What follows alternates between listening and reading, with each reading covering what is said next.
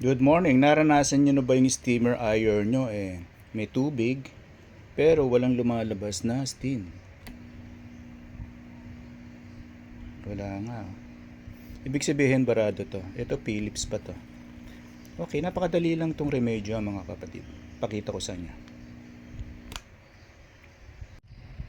Malamang kasi barado yung tubo dun sa loob ng steamer. So gagamit lang tayo ng air duster kung ano man yung available sa inyo. Ito yung nakuha ko lang sa Shopee. Mura lang to. Okay, pwede itong panlinis ng mga electronics nyo. Okay.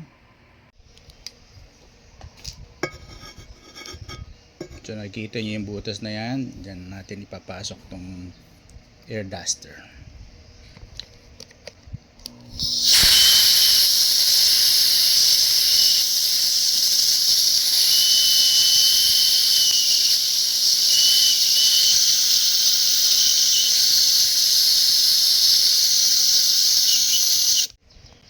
Ngayon, tingnan natin kung nawala yung bara.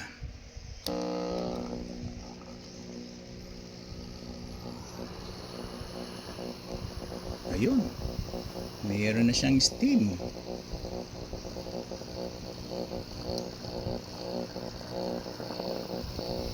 So, galing, di ba? Ito lang. Air duster.